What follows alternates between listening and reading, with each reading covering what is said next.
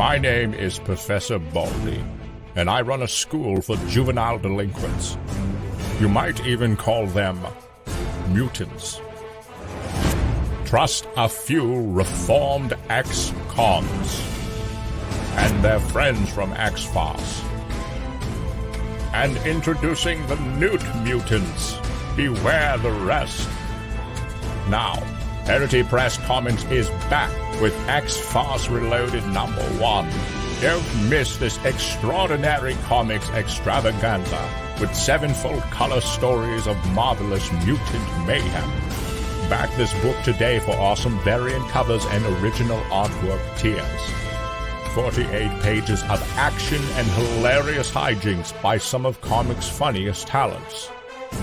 Parody Press, making the world laugh again.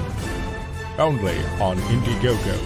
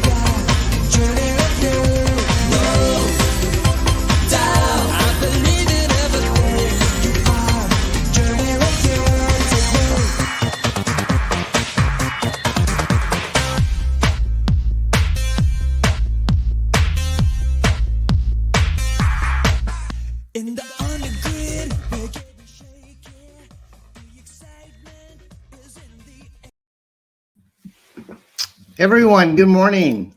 How are you? This is Don Shin. Welcome to another edition of Comics and Coffee. Oh, my green screen setting is still on, so hang on, guys. Let me turn that off for a second. Um, I've learned to do. Am I still here? There. No, that's not what I wanted. I'm already boomerang it up like 1 minute into the show. This is actually a preview of our guests, which are Mort and Austin, but that's not the screen I wanted. I didn't want to look like a ghost today, guys. Help me, Lord. Let's see here. I don't want a virtual background. And how do I turn it? Oh, none. There we go. Now we're back to the fish tank. That's what I wanted to do. Ah, guys, I'm telling you, it's been a frazzled morning. I got up at 6:30. I've got a packed show for you guys. It's going to be so much fun. And then this guy comes to my property and says, "Oh, I'm here a day late to look at your drainage situation." So he calls me when I'm trying to hop into the shower. I'm sitting here going, "I got to get on the show, but I also have to handle this drainage situation." And the water's running, and I'm naked on the phone talking to a plumber, and these guys are in the green room waiting for me. So it all came together. I'm here in one piece, but I'm a little discombobulated. It's going to be fun. I plan to go like about an hour today. We have two great guests, and on top of it all, I broadcast out of my house, as you probably understand. On top of it all, the washer and dryer in our house went kaput last week, so there may be guys coming to deliver washer and dryer during the show. So I told my wife they're supposed to call me ahead of time, but if for some reason they call while I'm on the air, you're going to have to deal with these guys. So if you hear like thrashing about, like people sound like they're lifting heavy objects next to me and maybe some swearing, those are just the laundry washing and drying machine delivery guys. I'm not being burgled. It's just life. So here I am, guys. I'm so happy to see you guys in the chat. I tried to play some of the your chats during the intro because I want to just get into this show because it's going to be a lot to cover in an hour. So thank you all for being here today. Here's the plan: is at the end of the show we're going to have a quiz called I renamed it the Quacky Quiz. So when you hear the Quacky Quiz duck, that means it's time for us to go into the quiz section. And believe me, these are some awesome prizes today. We have some prints that Austin has generously donated to our show, and they're signed by some of the greatest comic book artists from the Bronze Age. And Austin and I have a lot in common. I've never met Austin, but I saw his interview with Michael Gracia, who's one of our Parody Press alum, and he has the same type of affection for the Golden Age comics as I did growing up. And the people that he has lined up on his project called The Masters are all guys that I love, like Pat Broderick and Alan Weiss, Joseph Rubenstein, all these guys that, you know, I grew up reading Micronauts and Firestorm, Micronauts with Pat Broderick and Michael Golden, a lot of the DC stuff that he likes. So this is going to be just like, I'm going to be a fanboy talking to Austin, and he's got a great gig. He also does these custom Mego action figures that is part of his personality. So it's going to be a lot of fun. So when you hear the duck quack, get ready. You can Google these answers because some of these quiz questions are going to be I think a little more difficult than normal. But if you win, you'll get your choice of one of 5 prints that we're going to show a little bit later that Austin's going to donate. And then on top of that, to commemorate Mort being on the show, Mort was the editor of Cracked, and Cracked was the very first publication I ever got professionally published in. This is actually number 200 from December 1983. And I have a few copies of this, and I'm going to give away a copy if you can answer the trivia question that is actually, it's about Mort. So you'll have to watch this little news clip that we're going to play in order to know what the answer is. And if you win, I will sign this, and if you want me to inscribe it, I'll send it to you for free. But this is an old one, like 1983. very affectionate to my heart. This was actually before Mort, I think, became the editor of Cracked, because I looked through all the cracks that I was in, and unfortunately he wasn't there yet. So I'm sure he knows a lot of guys that I admired, like John Severin. There was a guy named Joe Catalano, who was the guy that kind of got me into Cracked, and I've never met him, but maybe Mort knows him. So we're going to ask him about Cracked, and Mort has done so much in the business. I can't even begin. I mean, he's a huge Charlton historian. If you like Charlton comics, he worked for Marvel Music. I'm sure he worked with a lot of bands. He's worked with, I think, Daniel Clowes with Fantagraphics, and LLOYD LLEWELYN is what I read on his bio. So Mort is like a legend, and I'm honored to have him on our show. So in honor of him, we're going to give away a copy of Cracked. And then if you saw the Hero Envy promo before the show, that's by our friend Keith Gleason. He's also the creator of Mighty Mascots, and that will be a quiz question too. So if you answer that quiz question, you will get a copy of digital copy of Hero Envy, which is a huge fun comic book, a lot of parody in it and stuff. All right, so without any further ado, let's bring in our guest today. Austin, good morning. Cheers. Cheers. Coffee time. You're over in East Coast, right? I am in Chicago, Illinois. Hello. It must be freezing. Oh, man. It's cold as hell outside. Probably about 10 degrees. I bet. Now, I watched your interview, and I just think this guy is a huge fan, and your first comic book looks amazing. We're going to go over that. And then why don't we bring in Mort as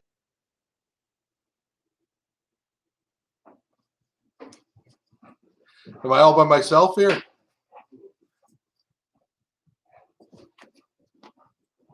Sorry, guys. I had a little power glitch. It kicked. You know, I got to tell you, the first 5 minutes of your show, Don, has to be the most exciting and thrilling and raucous I've ever been on a show. Washers and dryers being moved around, drainage ditches being dug. I mean, it's total anarchy at your house. And me partially naked right before the show. It's been crazy. Yeah, you probably work out of your house. And, I do. If you stream, I stream every week, at least once a week, and so it's either a dog interrupting or some type of household calamity, natural disasters. Well, I'm gonna bring in Mort here as well. Mort, there he is. Good afternoon. How are you? Where's your coffee, Mort? There you go. Mort's like he looks like the satire version of Andy Warhol. I've got my Mego world's greatest superhero mug. Oh, I like that. Huh? Mine is a red Valkyrie mug with a sketch by Cy. It's a little simple, but it's a good channel.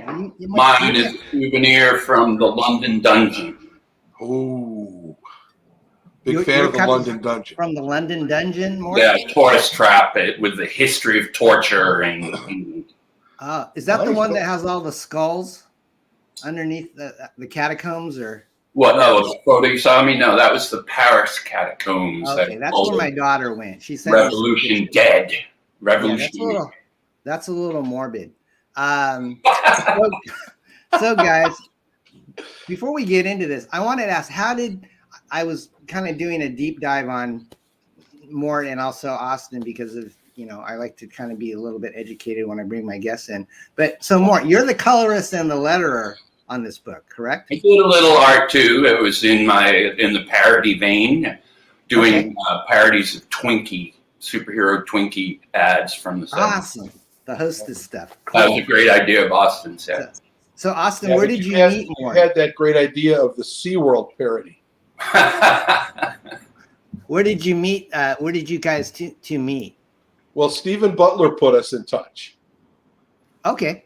Stephen did the Badger, right? He was like did the art on issue #1, which is the homage to the Jim Aparo Batman Special Collector's Edition from 1970. Isn't that right behind you, Austin? What? Isn't that right behind you? Oh, it is right behind me, and it's right here as well. Beautiful. Let me pull up. I had your Kickstarter link Oh, here we go. I had it set up here. So let me go ahead and share that so the fans can see what we're talking about. Now, this is awesome concept. I didn't, I saw your Kickstarter, and RJ from Critical Blast is the gentleman who introduced us. And I am wearing pants, RJ. But thank you for introducing me to Austin, because after I saw what he's doing, I said, oh, this is great. It's kind of a vintage throwback to the comics that I loved. And, he's got all these great talents lined up. So let me share. Hey, Don, while you're doing that, can I ask you a quick question? You sure can. In that opening bit, was that John Cimino with all the porn magazines smelling them? I think it was. Yeah, he's like Roy Thomas's. Isn't he like Roy Thomas's kind of his agent now? I call him his attaché. Yeah. So John Cimino goes way back with Keith Gleason, and he's now created like the Mighty Mascots. But Hero Envy, I think, was a web series that he and John Cimino were trying. It was like a live action story about nerds, and so they made it a comic book. And so, John? I just know of him. We're friends on Facebook. We're just, Facebook friends, and I see all of his posts for Roy, and I find them very amusing. So seeing him there was a nice little surprise. Okay, yeah. I've never met John. I've only seen him on shows when Roy Thomas makes a guest appearance, because I think he kind of acts as his helper assistant on that. But anyways, you guys, you're up in Maine now, right? Oh, am I ever? Is it snowing and cold, or? Oh yeah. Yeah, we were around 4 yesterday, but I think we're up in the 20s today. Woo. Yeah. That's Fahrenheit for the European visitors. And Is that where you're from, Mort, or are you New Yorker? Yeah, I grew up in Maine, and then right out of high school moved to New York to find my fame and fortune. It's a beautiful area. And which one of those did you find? I'm sorry? I said, which one of those did you find? Those two plus a third important factor. Beautiful girlfriends. Nice. That comes with the fame and fortune. Right. All those Playboy I playmates. love Maine. I went through there probably like in 2014 with my wife and her family, and they have relatives, and it was during the fall, and the colors were gorgeous, and we had lots of lobster rolls, and you guys are diehard Red Sox fans. There's a lot of people that were flying Red Sox. Yeah, there's a few Patriot people up here. Yeah. So, well, do you happen to know Steve Stern? Steve Stern? Doesn't sound familiar. No, he created Zen Intergalactic Ninja, and he's from Maine. Oh yeah. We did Zen with him, and yeah, there's a lot of cartoonists that live up here, and even like people I knew from New York, cartoonists from Marvel and other places have recently moved up here, and like one to my hometown where I grew up, and I was like, what? You have a cool house, just based on this news story that we're going to play a little bit later. Your house is so, it just feels really comfy, and you've got all your artwork up, and oh yeah, I can see behind you. It's an old Victorian mansion, and it's named after, well, it was built by this famous poet up here in Maine called John Greenleaf Whittier, so it's called the Whittier House, and it's beautiful, got a fireplace, all kinds of fun. What's really strange, an odd coincidence, is next door now is a very posh hotel, but when I was in high school, my girlfriend's grandfather owned it, and it was a funeral home. So like after school, we'd always go to the funeral home and hang out. That's interesting. So right next door, there used to be a lot of corpses. So you don't have any, you might have some ghosts there? I don't know. If there is, there should be. If there isn't, I asked that when I first moved in, and the owner was like, people ask that all the time. But do they? But a couple months ago, I did find a dead body upstairs, which was interesting. Seriously? Yeah. Wow. This other tenant committed suicide, and it took about a week before we checked in on him. And oh my God. Oh, wow. That's a Thanks for the buzzkill, Mort. Appreciate that.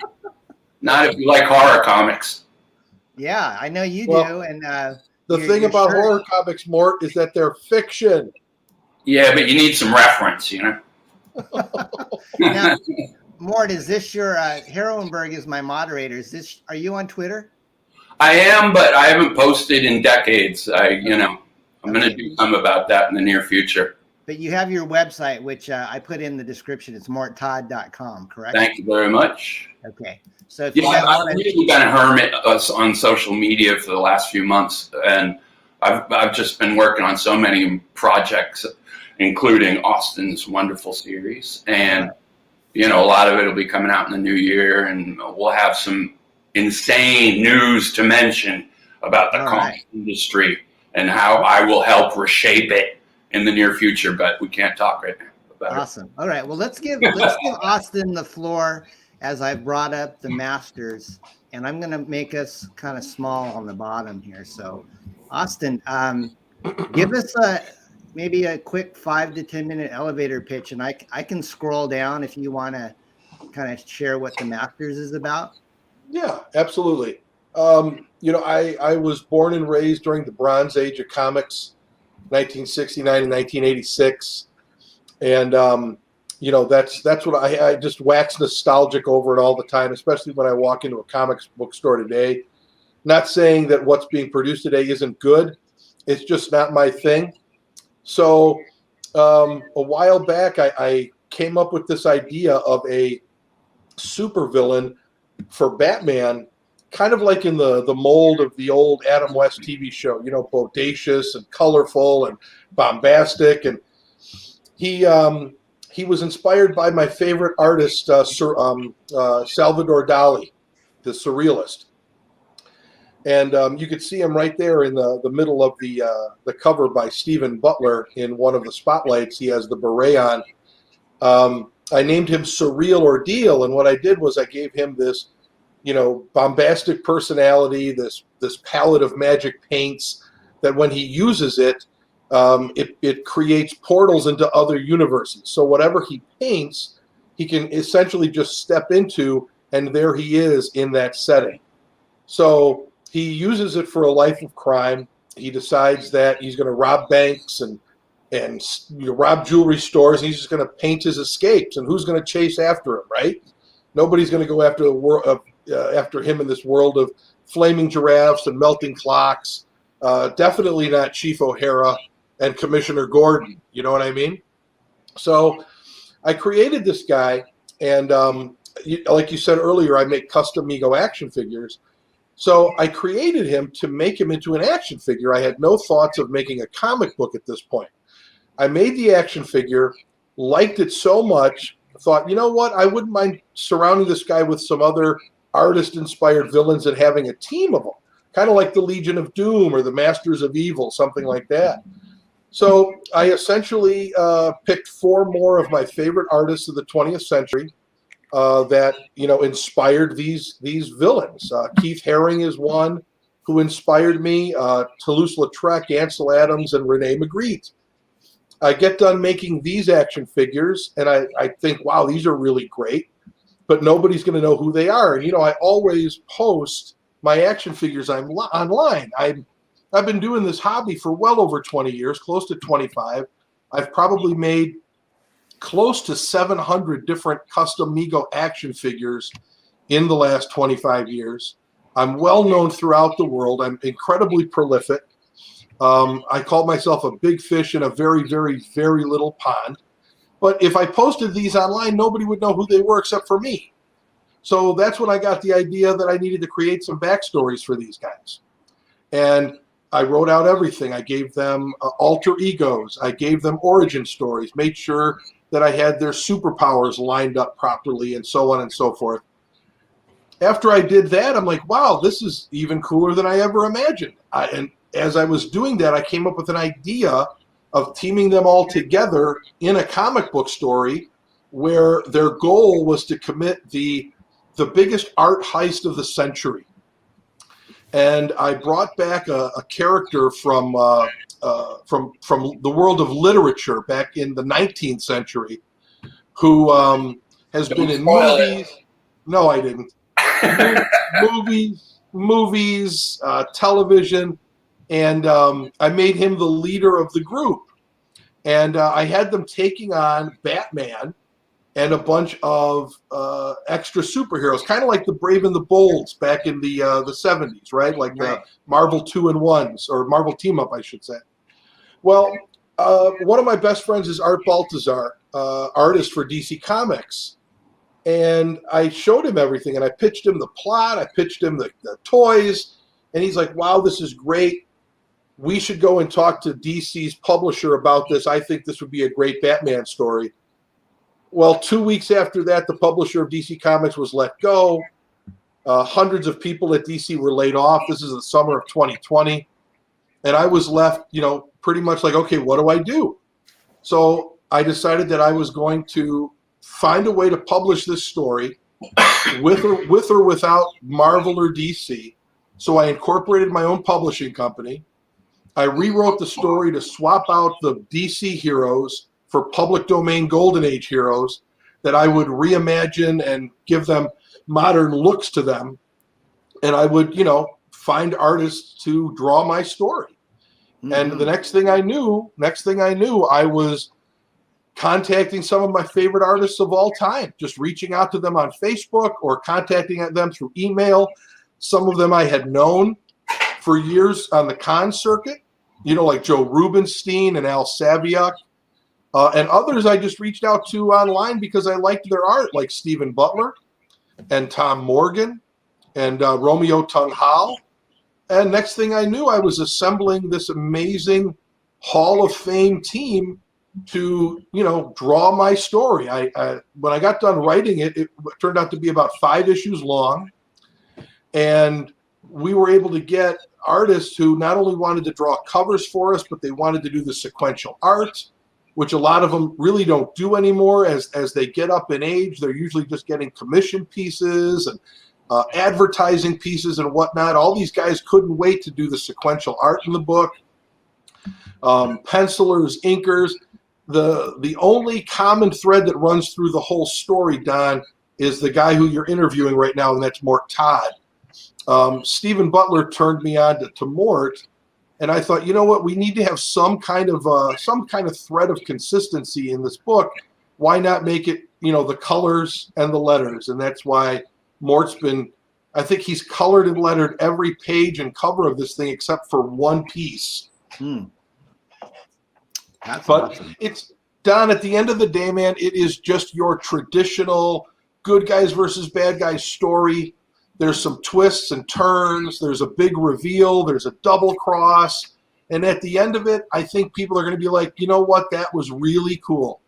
I got the whole art thing. I got the literature thing. I got the superhero thing. I got the villain thing.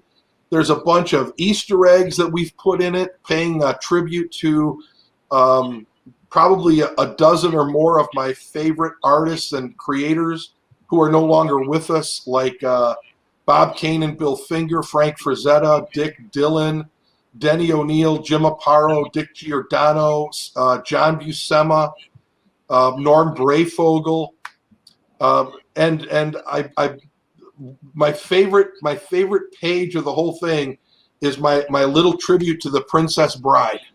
Mm-hmm. Is that because it's your wife's favorite movie, I think? Is that what you said? It is my wife's favorite movie. And on one of the superheroes has a gun. It's a cyclone gun. And I made sure that it was inscribed with my wife's name, which is Jessica. Ah, you're a good man. Thanks. And it always helps. Tell her that, will you? It always helps to kiss up to the wife when you're doing comic books. So Austin, I have to ask you. I mean, you funded. You know, you're well over 25,000, I think, on this, and your original goal was what, like 7,000 or something, or 2,500. 2,500. Okay, so right. I heard that you tried originally, and then you didn't meet your goal the first time, and then you revamped and reorganized, and then it just smashed. I'm sure everything that you expected. So that's amazing. Yeah, it's pretty interesting. I mean, I think the issue that we had the first go around is that I was just doing like the go big or go home kind of thing. It was like, we're going to do all 5 issues. We're going to do all these add-ons and toys and Bronze Age stuff like puzzles and games and Treasury edition size comic books. And I think people were just overwhelmed. I think people they were like, what am I looking at? What am I getting? And the goal was 50 grand, and we raised about 35, which is fantastic your first time out. Yeah, not too shabby. But it wasn't enough to fund. So I revamped it. I took a step back and looked at it from a different perspective because, as the creator, I'm looking at the Kickstarter thinking, wow, this is the greatest Kickstarter ever. Look at all this cool stuff. But in reality, somebody who wasn't me, who didn't have the insight into the whole project like I did, is looking at it saying, oh my God, where do I even start? Yeah. So we scale it back to one issue. We have it scheduled to be released in the hands of people by April, or sometime in April, I should say. And I think that's a lot crisper and cleaner for people to understand, oh, I'm getting this comic book, or I can get this comic book with the same comic book with a different cover, or I can get both. I can get the digital copy. I've got some pinups available to me. Okay, I'm in. And we set the bar really low with the relaunch of 2,500 because we wanted to fund it quickly. So then we could work on, okay, now let's see how high we can get it. We have about 2 days left, a day and a half. I think we should be able to get up to 25,000, if not higher. Yes, I'm definitely going to back this because it's the more and more. Every time I look at it, it just appeals to me, and I like the old retro stuff. Black Owl is interesting because I know my friend Mark Polton is also doing a Black Owl book that he's got in like sign-up phase, but I think you're coming out with it before him. Now, how long has he been in public domain? Has it been pretty recent? As long as I know, as long as I'm aware. I know he was created back in 1940. Don't tell the people who created them because that's one of our quiz questions. But is it? Yeah, I came up with those questions. I don't remember saying who created them. Yeah, I think you did. Oh, who's that team that worked on them? I think something like that. Yeah, okay, fair enough. We're at the point where I can kind of give people an idea of what you're going to give away. So this is what, if you stick around, guys, and I guess you can win multiple items if you like, but you get your choice of any one of these 5 prints, and these are signed, correct? They're all signed. They're all signed. The top 2 are the cover A and cover B for issue 1. The middle 2 are cover A and cover B for issue 5. And then the bottom one is the cover to the it's an anthology book we're putting together that will be available with Kickstarter number 5 next winter, where it's kind of like a tribute to the Bring On the Bad Guys, the origins of the Marvel villains. Cool. So we're going to have 6 separate chapters for the origins of the 6 villains that make up the Masters. Nice. I want a Mort Todd signed copy of something. Is that going to be available? We can make that happen. I know a guy. I know you did. So this is awesome. I mean, all these names. I don't recognize Daryl. What did Daryl work on? Daryl Banks is the creator of Kyle Rayner, the Green Lantern. Oh, really? Wow. Oh, yeah, really. So he's a big guy. See, I kind of stopped reading comics in the 90s and I got out of it and went into real estate. But I'm curious, Austin, this must not be your day job because you've got a lot of money into this up front. So what is can you tell us what your vocation is or what you do? I've been an insurance agent and own my own agency for about the last 15 years. Okay, great. So you're successful in that. And I mean, just the amount of talent, and I know it costs a lot to kind of pay these guys up front and whatnot. But I mean, you've assembled the dream team. The guys like Broderick and Val Mayrick and Bart Sears. I love the throwback to the Justice League cover that you did, and that's, if I buy one, I think that's the one I want to back. But I like Stephen Butler too. I think he did a lot of work with Mike Barron. Is that correct? I think in Stephen's early days, yeah, he did Badger, I think. Badger, right? Green Hornet, maybe. I think he was on a Green Hornet for a while. He did a lot of Spider-Man. Yeah. So this is awesome. And just to hear the story that these guys are chomping at the bit to get back into sequential art. Now, this is Mike Gustovich, who I remember from, he did Justice Machine back in the day, and he worked on Elementals, I think, maybe, and excellent inker. He might be actually working on a project with me and a guy named RJ Shaw, who does kind of these retro comics. I think he's got one called Thomas Valiant that, if you haven't seen it, I think it'd be your cup of tea. It's kind of like a Plastic Man type of character. But so, Austin, you have a couple days left, correct? Yeah.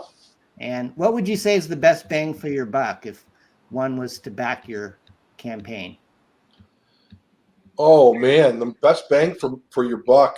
I think the best route to go, and what I did a couple of unusual things on this.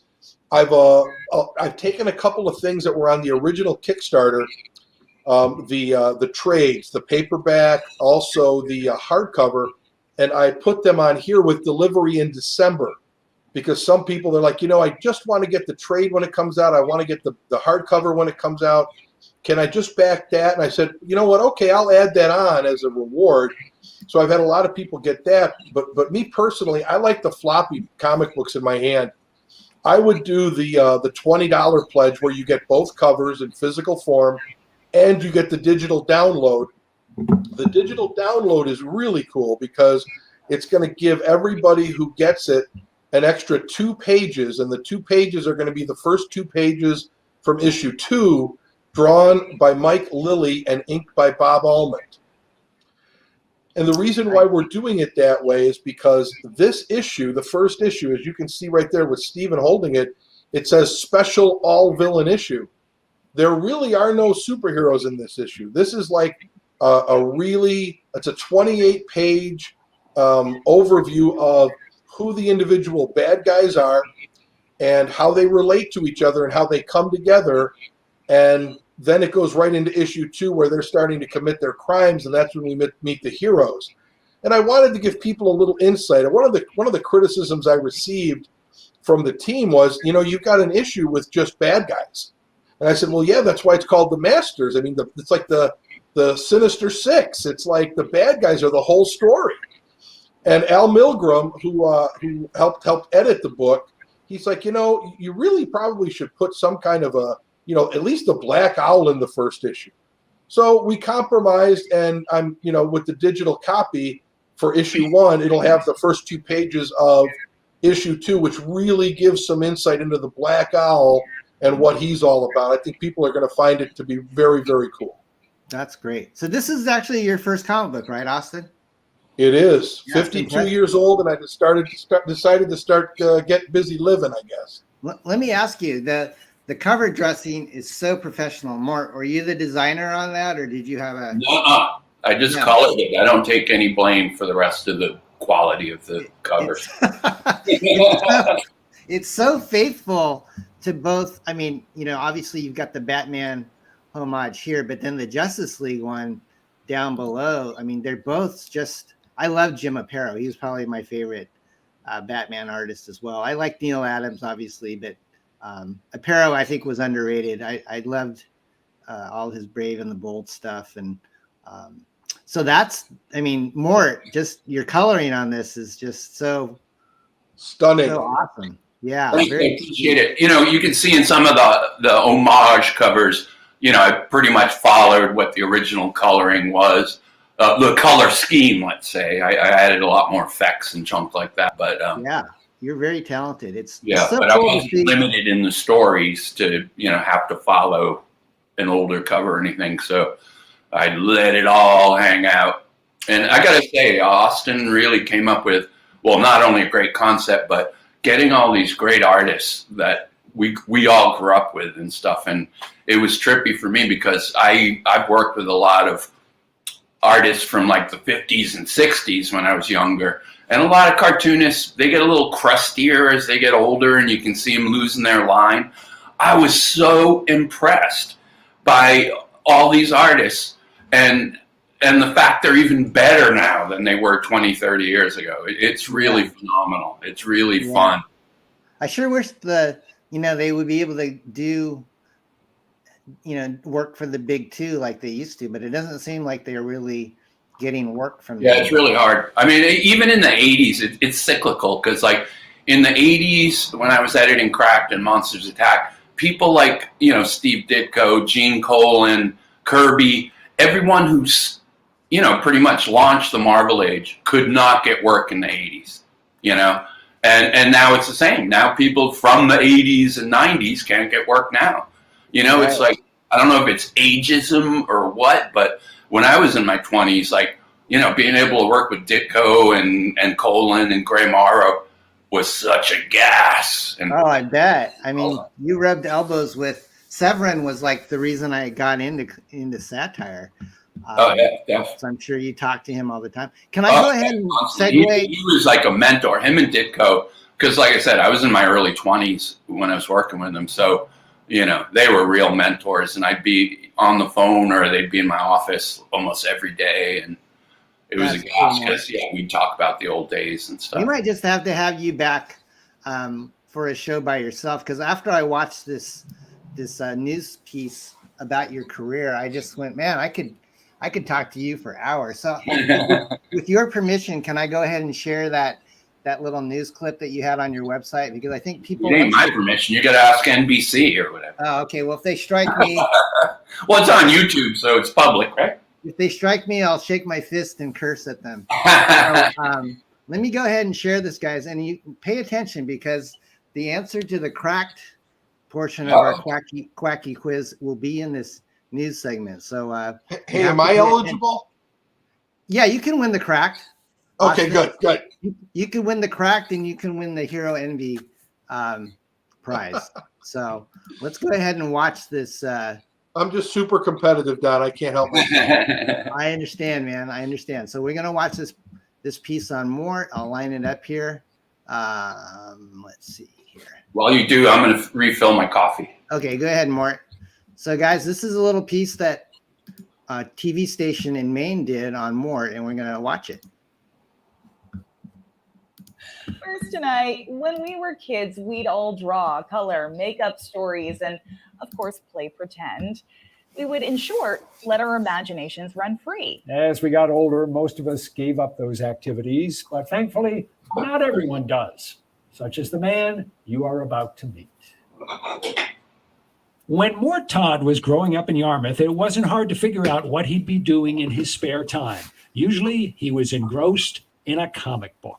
I got into like horror comics, crime comics, romance, Christian comics, everything. I would just read everything. Just devoured it all. Yep. When did you actually start doing your own drawing and writing? About the same time. He was lucky as a kid because his grandfather had a print shop in town. So there was tons of paper. So I could take home reams of paper and just like draw constantly. At the age of 12, he was working as a junior counselor at Camp Wawanock in Brunswick, and actually getting paid to put What a little hippie. newspaper. Would draw the covers and, write all the content and doodle and everything. And then during the off months when they didn't have camp, I was like, you don't really need that printing machine, do you? In between. So I took it home and I'd print my own comics and stuff. Before he got out of high school, he knew It's Bill Gaines. illustrating stories was what he wanted to do. Todd moved to New York You City. look like you could be in the started Ramones. Getting work, saw his first screenplay at 18, and eventually became the editor of the satirical humor magazine. It's Grandpa Munster. Selling hundreds of thousands of copies Oh, really? a month. MORT Todd was 23 years old. Was it awkward at times to deal with these established writers and illustrators when you were 23 years old and the editor calling the shots? No, the only people that were concerned were people that didn't have confidence in their own work. About 10 years ago, realizing he could work from anywhere, Todd left New York and moved back to Maine. Whether it's animation or drawing, I still like to do the original pen and ink on paper and then do all the finishes on the computer. At his studio in Portland, the creations come to life. You need to know what you want before you do your finishes on it. He has worked on so many projects. Oh, this is another poster I did with the Portland Lighthouse with some visitors. Animation, advertising, newspaper illustrations, band posters, music videos, record covers, even MTV and Sesame Street. And the stories about them come tumbling out. This is another weird project I got. This is a documentary that I produced about 10 years ago. And what it is, it's based on these books I've been putting out, which are photo comics. And they're Italian from the 1960s. Do you have a barn, a warehouse somewhere that contains physical copies of all the stuff that you've I done? got a couple, yeah. I mean, you must have an enormous amount of material. I would say an insane amount. When drawing, he likes to listen to music, usually movie soundtracks. You know, then you can like draw with some flourish, like right on. Todd's latest project is a book called Monsters Attack, a reprint of 5 issues of a short-lived horror magazine he created and edited in the 1980s. And again, this all takes me back to Portland because like I used to take karate lessons down by Monument Square, and there was a big smoke shop that had a big magazine stand, and they had a lot of magazines that never made it to Yarmouth, including Famous Monsters, and every cover just had a giant painting of a monster. And I was like, yeah. So that's what I emulated for Monsters Attack. The freewheeling imagination of a child never got snuffed out in Mort Todd. He's still doing what he loved to do as a kid decades ago: writing, drawing, making up stories. How would you describe your artistic sensibility? Nutty? I don't know. It's like I've always been into the weird stuff. So, you know, the humor and horror. Have you enjoyed being back in Maine? Oh, totally. Yeah. Yeah. The first thing I noticed is like when you meet people, they're not like, what's in it for me? You know, because in New York, everyone you meet, like at a party or anywhere, it's like, I do this. What can you do for me? And here, it's just like, you know, people are people. I'm the only one who goes like, what can you do for me? You know? Artists who draw comic books don't have the luxury of sitting around for days waiting for inspiration to strike. They work, and they work fast. While we were in his studio, Todd started and finished this drawing. And with that, it's on to the next project.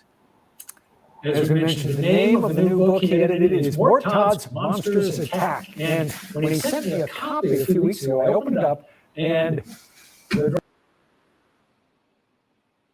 There you go. Where'd Don go?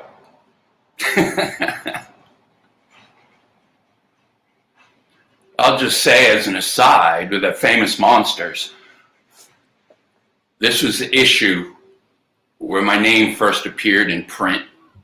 Oops. I'm so sorry, guys. Did I hit the wrong button again? Bang, you disappeared. Oh my gosh. Famous Monsters. This was the first magazine my name appeared in when I was like 12, 13. And coincidentally, it was during the first Famous Monsters convention, and which happened on my birthday.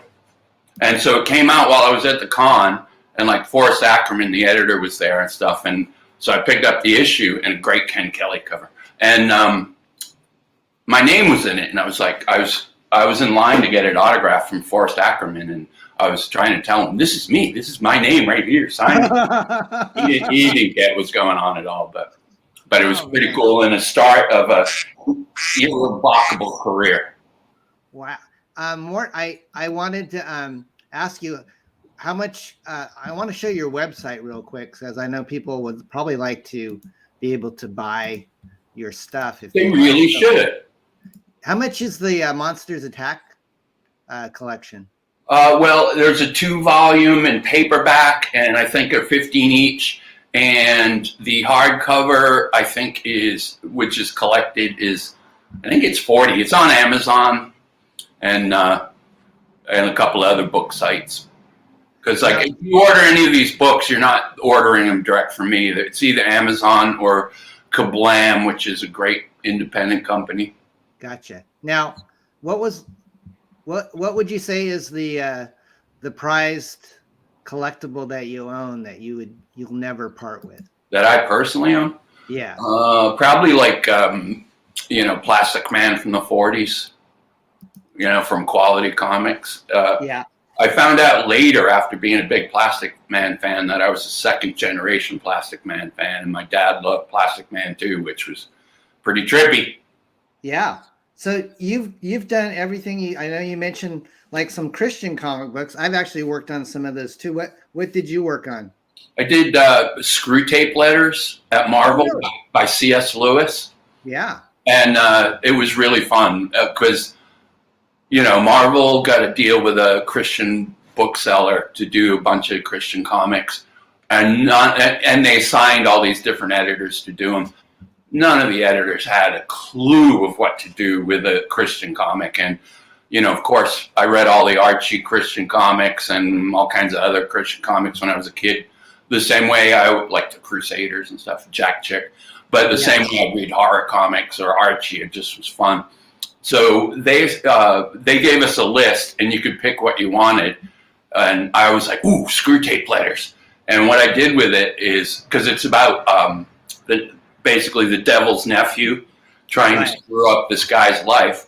And so he's writing letters to his uncle, who is Screw Tape, and the demon's name is Wormwood, and talking about the progress of trying to turn this guy into an evil bugger. And so we ended up doing it like, if you know Rat Fink, Big Daddy Roth's Rat Fink. Yeah. We did it with all these bug-eyed demons. It looked like an underground comic, but it was a Christian comic, and I got Neil Gaiman to do the forward for it and stuff. Oh man, I got to get that. That sounds awesome. So whenever I approach any project, I try to, make it the best possible and do research. Like when I was doing all the rock comics at Marvel, I would tour with bands. I'd go and do research on them. So, I would know as much as they did about their career pretty much. So we could come up with a story or biography or whatever they wanted to do and make it work. Now, I think I read your bio. You did like comics, Marvel music. They did like a Kiss comic. Is that one that you worked on? Yeah, well, they did the Kiss comic in the 70s that was printed with real Kiss blood. Kiss blood. Of course, I was a teenager in the 70s, so I didn't work on that. But we did a new book. We reprinted the old ones. It was a lot of fun. Every band I met had a token comic book fan. Really? So there was always at least one person in the band that would be like, "Oh my God, we're going to do a Marvel comic!" So yeah. Now, how did you become such a Charlton buff? Because I remember back in the day, the newsstand book that caught me were both E-Man and Doomsday +1, which was like John Byrne's first work. But I think he was in E-Man with the backup story, the Raj 2000. So how did you get connected into the Charlton universe? Well, like I said, as a kid, I would read anything that was a comic book. And even so, Charlton was considered like the ghetto publisher as opposed to, Marvel and DC. I mean, it's sort of like, if you don't have a Marvel or DC, maybe you'll pick up Charlton. Sort of like if you don't have a new Mad magazine, you'll pick up Crack, Right. So they were never the first choice. And I've always liked the underdog. Sure. With Cracked and with Charlton. So what happened about 7 years ago, someone started a Charlton fan page on Facebook, and I got involved. And they were talking about doing a fanzine, and it didn't work out, but they got a lot of interested people, a lot of professionals, and people that had worked at Charlton back in the day, people from Marvel and DC who loved Charlton. So I ended up starting to put out a book called The Charlton Arrow, which was an anthology, bringing back some of their characters or just doing stuff in that vein. And then ultimately we got Joe Staten and Nick Goody to do new E-Man, series. Wow. Yeah. So a lot of it, if I do any reprints from Charlton, excuse me, I try to get the original stats or the original art, and recolor them. Yeah. Like I'm not really, even though I've done it, I'm not really into just scanning old comics and cleaning them up and putting them out again. But if there's something, creative we can do with them, it's like we did a John Severin, Billy the Kid book that he did for Charlton in the 60s. And Bill Black, artist and collector, had every single stat from the comic, black and white, over 100 pages. So I recolored all of them and put them out as a book. And Do you have to get permission to reprint, or are these public domain? That's all public domain. Yeah, there's Oh, wow. a few characters from like the 70s, like E-Man, that are still copywritten, and so we, obviously had the permission with them. And I'm trying to think what else, but yeah, mostly it's all public domain. So what are your thoughts about the Peacemaker, the way that DC put him in Suicide Squad? I thought it was funny. I saw the Suicide Squad movie. I haven't seen the new TV series. And, I thought it was amusing as heck. It didn't have to necessarily be, Peacemaker, but, I did a lot of work with Pat Boyette, too, and who created Peacemaker with, I can't think of his name right now. I'm going blank. The most prolific writer at Charlton. And, Pat was a beautiful guy. He's another guy I worked with at Cracked and Monsters Attack, and we talk on the phone all the time. And he had a background in TV and radio broadcasts. He'd made some movies. So he was just a well-rounded guy, really fun. That's awesome, man. Yeah, a few months ago for his birthday, I posted his movie, Dungeons of Harrow, which included comments from his daughter and stuff like that. Your website looks tremendous, by the way. It's very well, thank you. You do good work. It's kind of I'm not saying you're old, but but I'm impressed. When I watched that news piece on you, you have state of the art Mac set up, and you've had to teach yourself from going to the old days where we just were using line art and Zipatone, and now you're into like the full on digital. Yeah, well, it was a good process to go through, because you learned how to do it caveman style growing up, and then you apply that same discipline for digital.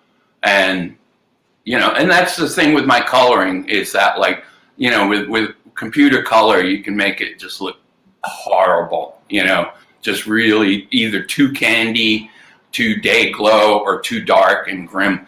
I think my biggest influence was Marie Severin, who she colored like all the EC comics, and I devoured those reprints when I was a kid. And so I like to use her primary stuff, but I also realized not too long ago I was influenced by the Superman cartoons from the 1940s, because it sort of had an airbrush deco look to it.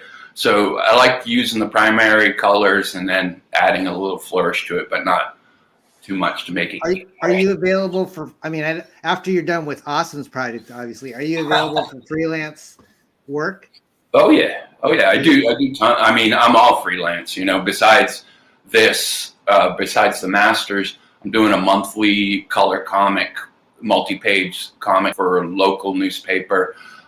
Doing pulp illustrations for a friend of mine in California that puts out these pulp digests. Doing just too much freelance. We might have to talk. Yeah. Oh, that'd be great. I'd be glad to. I think it's only fate that after the 80s. And like I said, I'm working on a top secret project that I'm sworn not to reveal yet, but it's really going to make a mark on the industry as a whole. Awesome. Yeah. More. We heard the quack going on during your news piece, so I'm a little behind on the trivia questions. But everybody that's been sticking around, we're going to start your chance to win some awesome prizes. I'll put Austin back here at the top, and I have a little graphic that I created just for today that I'm going to premiere for you guys. So it's get ready for the quacky quiz. Here's the little. Here's a little graphic here.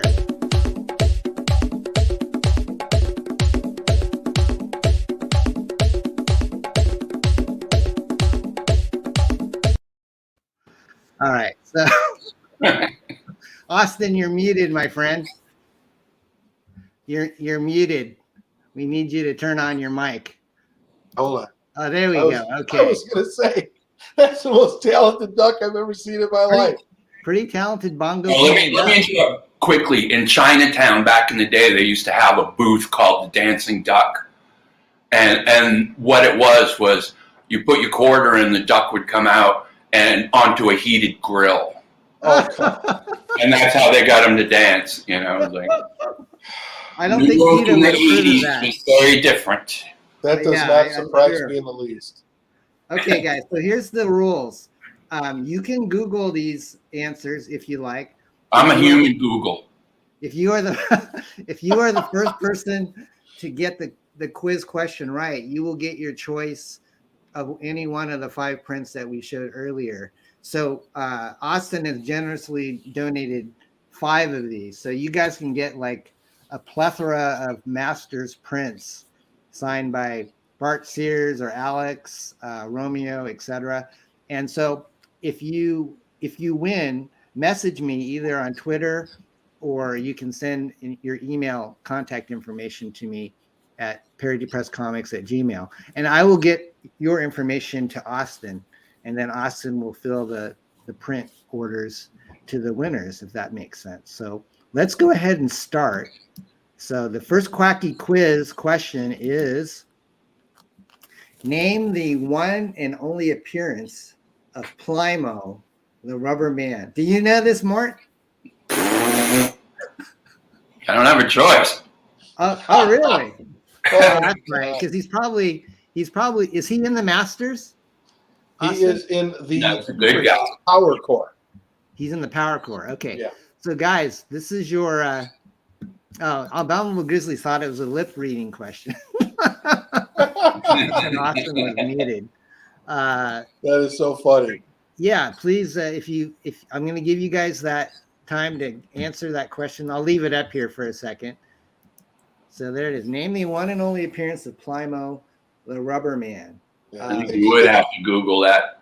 It's something easily found on a Google search. I mean, seriously. But the interesting thing is when we went looking for replacements for the original cast that I had, when I was going to pitch the idea to DC, was Batman would, be Batman as he is in The Brave and the Bold, and for every villain that he came in contact with, he was going to bring in a guest superhero. Green Arrow, Hawkman, Elongated Man, the Atom, and Red Tornado. So I needed a stretchy guy to replace Elongated Man.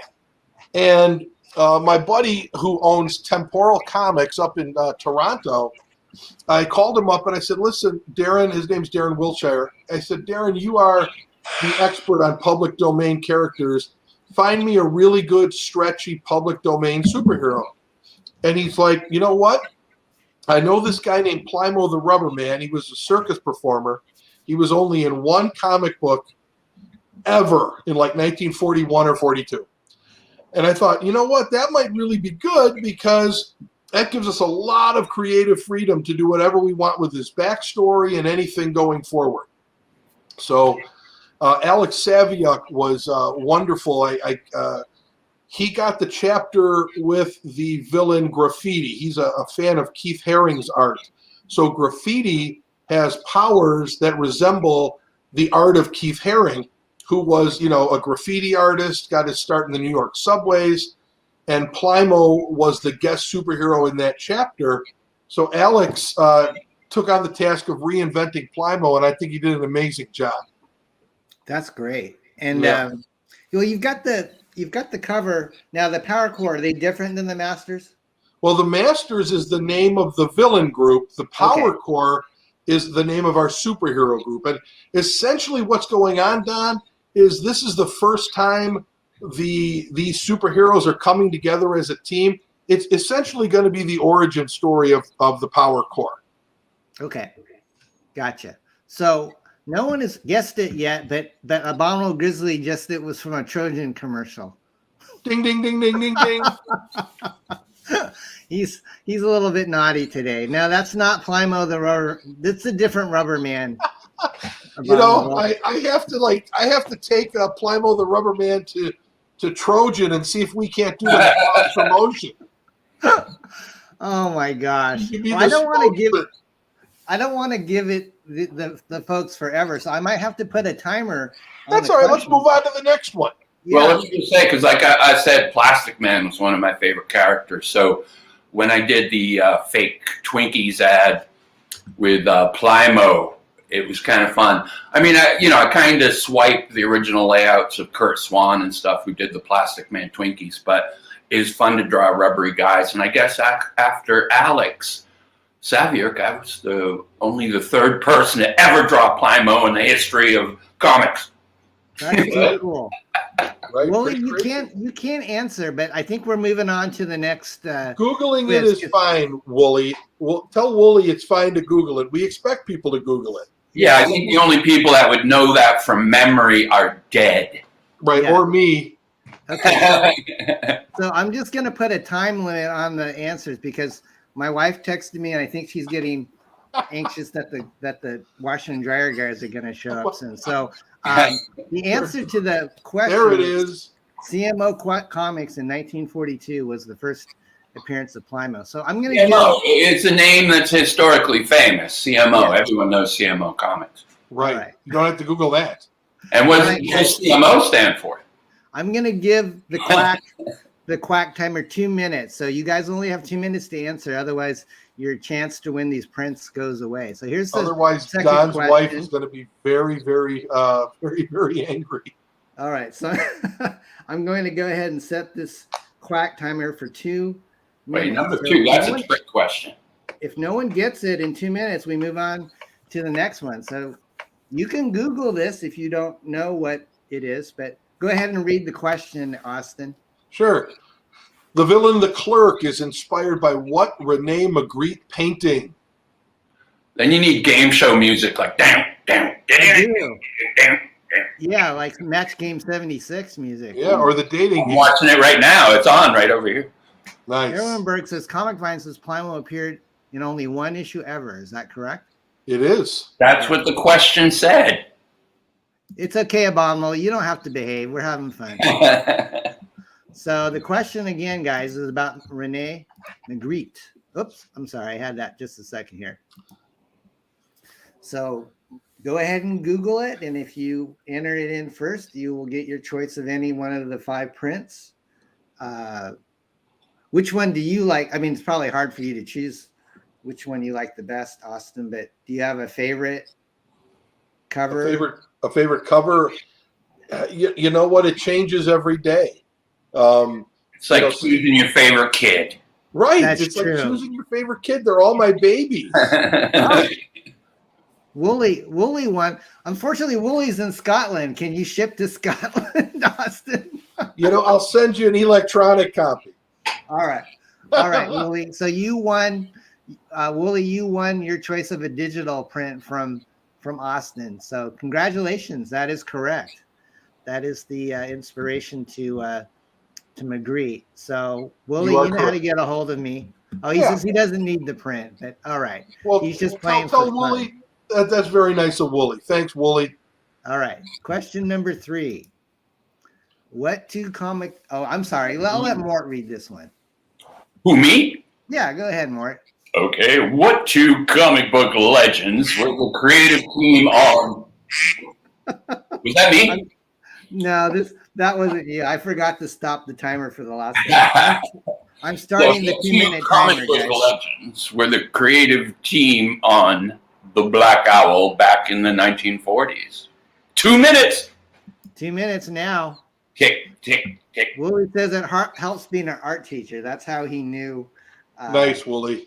So my first thought about the comic book team in the my first guess was Hall & Oates. Oh, you know why the farmer became a punk rocker? Tell me. He was sick and tired of Hall & Oates. Woo!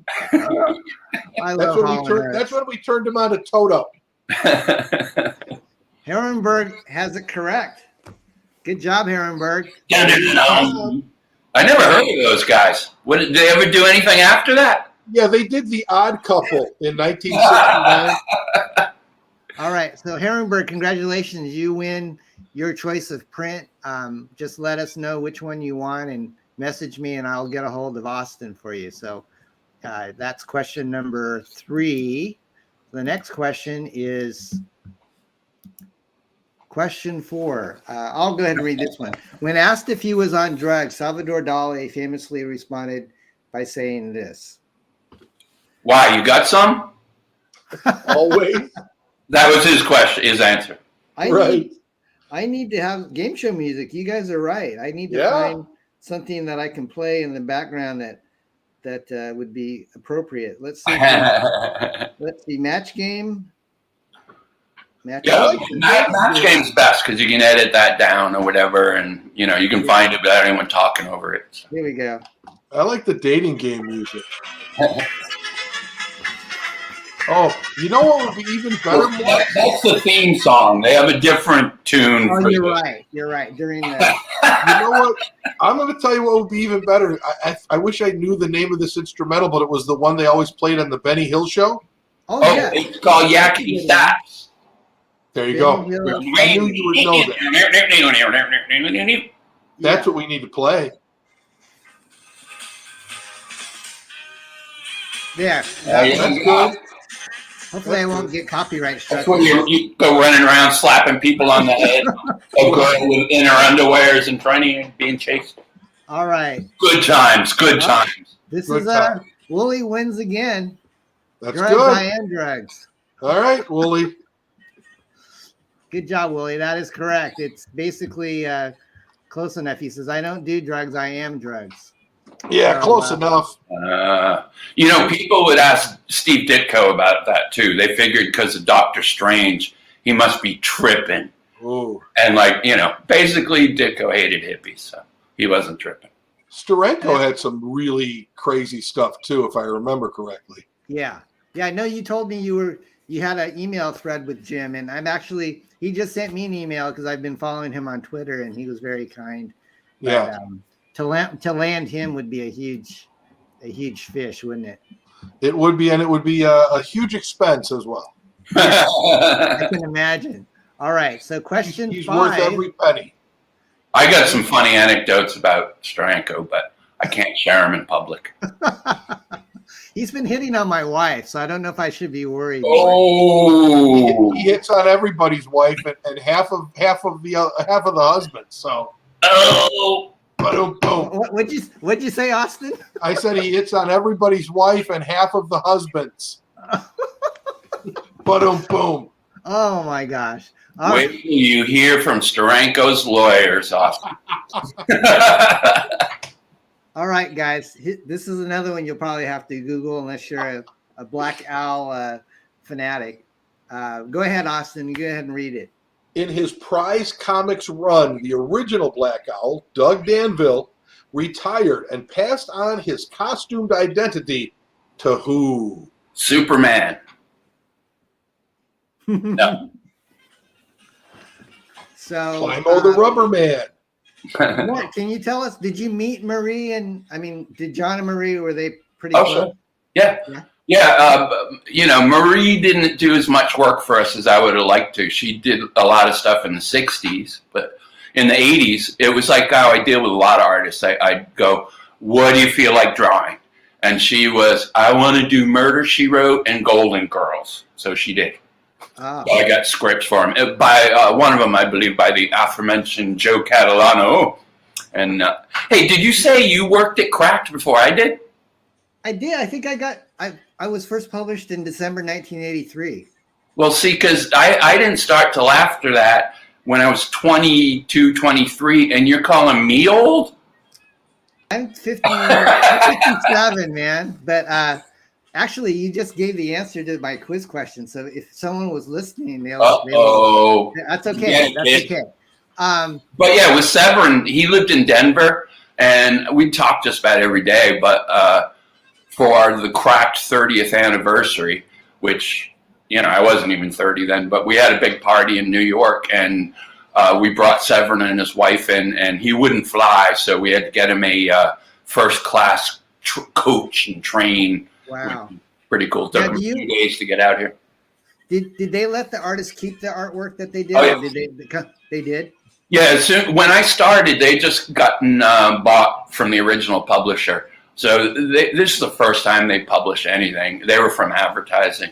So, I knew all about work for hire and all that garbage. So I just didn't tell them. We didn't have work for hire. So all the artists owned all their copyrights when I was there, and we returned their original art. Oh, that's the timer for the question. Let's see if anyone got it. my eggs are ready. Let's see. Someone said Someone said the Incredible Finch. Close enough. Close enough? You're going to give him the prize? Yeah, sure. Why not?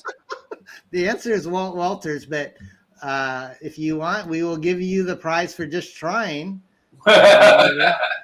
So, Abominable Grizzly, you know how to get a hold of me and give me your contact info and which print you want. So that's the last of the print. So congratulations to Wooly for basically a no prize print, and then Grizzly and Harrenberg won their choice of 2 of those nice Masters prints. So congratulations. What I'm going to do for Wooly is I'll send him a digital copy when it's ready. Okay, that'll work, won't it, Wooly? Yeah, because he lives over on the other side of the pond, right? I don't think he'll turn you down. He's also a comic book creator himself. Let me ask you, Walt Walters, what was his first name? What was he born under? Walter? Under a bad sign, maybe. Like, what kind of cruel parent does that to a kid? Like Ed Edwards or... I have a buddy who's named Lawrence. Poor kid. You call him Larry? I call him Lawrence. I call him Double L. Uh-oh, it's part of the Superman mythos. Right. All right, so here is the quiz question for this was my first published. Oh, no, the Benny Hill theme song went over and now it's playing Toto. So hey, how ironic is that? Yeah, it's playing Toto. Didn't I just mention them? Toto, now on tour with Hall & Oates and Benny Hill. So this was my first published work, Mort, back in the day. And Severin's on the front and the back. Oh, he's all through it, too. Sage, yeah, I loved his movie parodies, and the ones that Drucker did were kind of my inspirations for why I do parodies. Yeah, I think Severin's one of the most prolific comic artists ever. There were times with Cracked he would draw over 3/4 of the issue, plus be doing Sergeant Fury, plus be doing Shield, and a lot of commercial work and stuff. I figured out like he was doing well over 100 pages a month in the early 60s. That's crazy. What a work ethic, huh? Right? I mean, they talk about Kirby. He could crank them out, but Severin would also ink his own stuff and paint it. So this is all kind of it has that musty brown, but it's got my name. So I'll sign this to whoever wins. What story did you do? When I first got let me guess, a Cracked look at. No. Actually, my first I did the poster that somebody's Nerfic poster. That was my idea. Somebody for that. So what's that? They paid somebody for that? I got paid for just saying, let's make a poster of Po Buddy's Nerfic. All right, so here's the quiz question. Uh-oh, I blew it. This question with Mort attached to it. You will win this copy of Cracked. I will send it to you and sign it. I need to do some trading with you, Mort. I think you like our... Sure. We do a lot of parodies like Yeah, I saw you had quite a background in parody. In fact, naming your company that, right? Yeah, back in the 80s, my wife and I did it full time. I didn't start the timer yet, but hopefully people will remember that we're astute how old Mort was when he got started. I actually gave 2 answers, so. You did. I just had to count on my fingers, go, what was I really? 13. Close. That's amazing. What was your screenplay that you sold when you were young? Well, it was a Titanic. It was a pilot for a TV show about a teenage rock and roll band of superheroes. Oh, 8 is enough. Cool. And it was called The Ultimates. And this was in the early 80s. And it was heavily influenced by anime and stuff too, but it was live action. And the lead was Dan Klaus. Oh, really? And yeah, we got him. He was so skinny. We put him in a suit and did up his hair. He looked like Speed Racer. I ain't lying. Is he still working? Does he have hair? Did you? Oh yeah. Who, Dan? Yeah. I don't know. I haven't seen anything he's put out in a while. I think he's just sitting back and relaxing, chilling and maxing. But we used to we were roommates when we were teenagers, so we did a lot of comics together before either of us were pros. And then once I was at Cracked, I gave people like him and Peter Bagg and a few other of my friends their first like above ground work and stuff, professional work, as opposed to independent. You must know so many people that I've read over the years. That's crazy. And that's just in the comics industry. I know. I'm gonna have you back on, and we'll so yeah, we did the Ultimates pilot. We shot it. We put it together. It didn't get picked up for a series. Yeah. And so 8 seconds left to get the right answer. If no one doesn't nail it right on the button, I'll give it to whoever's closest. I would think Geets Romo would know. All right. So the answer, someone guessed 24, and then someone guessed 12, which, you were a child prodigy, but I don't think you were editing at 12. So Bill Rebel, you win the issue of Crack. So please email me. You can send me your email. Well, it's not the correct answer, but we'll take it. Yeah, we'll take it. I'll give it away. It was really 23. Yeah, I was a youth. You were off by 1. That's pretty impressive, man. And already by then I was freelancing at DC and Marvel and junk. Right. That's amazing. Not prolifically, but. So Bill, if you want, send me your mailing info to me at this address, and I will send out that Crack. If you want me to inscribe it to you, I'm happy to do that. So the last quiz that we have, and again, Austin, thank you so much for your generosity of. Sorry, Abominable, you were a little late. Abominable wins. Well, the timer went off, so I'm sorry. Pedro, you missed a lot. You have to rewatch this on the. Don, that's another thing you need is the sound effect, like. Right. Oh yeah, that's it. When it's over, and then if someone's wrong, like wah wah. All right, last quiz, and then we're gonna call it a day, guys. We have from the Mighty Mascots creator Keith Gleason, that copy of Hero Envy. You have to answer this quiz, and it is name a king character from the Mighty Mascots comic book. So Austin and Mort, if you are fans of Mighty Mascots, you might know this, but if you don't, then you're gonna miss that one. You're gonna miss that. I think you like Mighty Mascots, Mort. I've no doubt. It's a group of serial mascots that come to life because of a 3D printer accident. So you've got like a Captain Crunch, kind of a Captain Crunch guy and a Snap Crackle Pop guys, and it's really fun. That has a lot of potential. Yeah. My answer is Quisp. Quake will stomp him. You're close. You're close. There's a character that's modeled after Quisp in there. Wow. He's got one that kind of like the Sugar Crisp Bear. But it's Freddy more like the a Frog boxer or something. Sugar Bear. Oh, I'm thinking kind of like a Sugar Bear type. You know who Sugar Bear's voice was modeled after? Richard Nixon. Very close. Gerald Ford. Andy Williams. Andy Williams, the singer? Yeah. Really? Can't get enough like sugar. Crazy. All right. Well, you have a couple guesses already. Honey Crunch was close. His name is actually Horatio Honeyflakes. Abominable, you were close. But Adam said Boxer Bear. And Adam, that is correct. Boxer Bear is one of the characters in Mighty Mascots. So please send me your email info, and I will send you a digital copy of Hero Envy. You can also see me on Twitter at Real Don Shin. Sorry, Wooly. Tony the Tiger is a real mascot, not in the Mighty Mascots. I like this Wooly guy. Close enough. Yeah, Wooly, he's got his own crowdfund on Indiegogo called Elsa Dark. It's more of a horror, a babe fighting horror monsters and stuff. So, Austin, I think, how can people reach you, my friend? I'm on all the socials. Twitter, my first name followed by my last name. Austin Huff all in a row. Instagram, Power Comics Inc. Facebook, Power Comics Inc. And of course, the Masters. Search the Masters on Kickstarter. That's the best way to get a hold of me.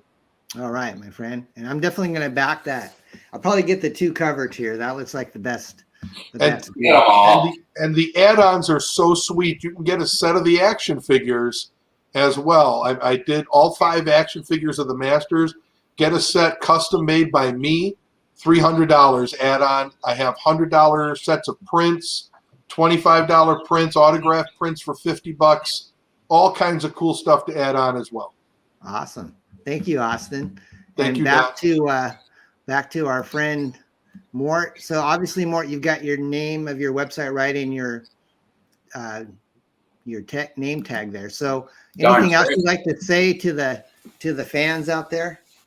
Yeah, I just you know, putting out more books. Been working over a year on this book about Tom Sutton, who was a Charlton artist. And Oh my gosh, Mort! Tom Sutton did an adolescent radioactive black belt hamsters. Oh, that's right. He did the 3D one, right? Yeah, and he said he hadn't had as much fun as when he gave his cat a roll of Scotch tape. Did you work with him? You talk with him? No, I only sent in my script to Eclipse, and Eclipse found. No, that's right. Yeah, he really enjoyed doing that. That's too cool. He was. Yeah, amazing. so I think we have a page from it in the book and stuff, but we've got a lot of interviews. We have scripts that he wrote, a lot of notes, sketches, and I recolored a few stories from the original art and stuff. And it's going to be an incredible book. But also currently, got my Monsters Attack. This is the hardcover. And it's got art by Steve Ditko, Severin, Alex Toth, Gray Morrow. And it was, it was a big thing when I did it. When I was a kid, I was probably like 25 or so, a kid. And I figured I was old by then. But it was definitely a combination of Warren magazines, because it was part comics and part famous monsters, because we do articles about, horror movies and stuff like that. So it's a collected edition, and it's annotated. I got a lot of background information, photos from back then, and all kinds of weird stuff. That's great, Mort. Definitely check you out again, and I'll try to email you. Maybe we can swap some fun books together. Sure. Austin and Mort, it's been a pleasure. The time went by so quickly. I want to thank everybody in the chat that participated. You get paid extra since it went over an hour? No, I don't think so. I think I'm going to get a little talking to by my wife once the show. That was She's great. Saying keep it an hour, but it's so hard because there's so much fun stuff to talk about. And Austin and I both can talk for hours ourselves without. I appreciate it, guys. Well, I'm going to see you guys out, and I hope you have a wonderful rest of your day. Likewise. Thanks so much, Don. Look forward to talking to you again. All right. Appreciate Thanks, you guys. Thanks, Mort. Take care. Bye-bye. All right, guys. That was a fun show. Thanks for hanging out. I had a great time. I'm going to go ahead and let's see. What should I play here to end the show? I think I have a little thing that's a music video, but I don't know. Let's see if I can find it. It's a ska version of the Golden Girls theme song, but did I take it off? I don't know if I did. I'm looking. Well, guys, I guess I don't have it here anymore. I've played it in the past before, but I think I only have a certain amount of videos that I can upload. But I'll go ahead and just play a quick Mighty Mascots clip, and then you guys can support Keith Gleason. Go to HeroEnvy.com and enjoy Mighty Mascots or Hero Envy. All right, guys, until next time, we'll see you later. Next week, my show will be with Mark Marinelli. He's also known as 6 a.m. Comics, and he does this great. He's a jack of all trades. He does video games. He does stickers. He's an illustrator. He also does CG Wrestling Federation, which that's actually what I'll play real quick, and then we'll call it a day. My wife just opened the door, so I think that means it's time to end the show. Maybe somebody pulled into my driveway. All right, guys, so I'm going to go ahead and play that, and a little CG wrestling. This is something that they did for me like a week ago. So enjoy, and we'll see you guys next time.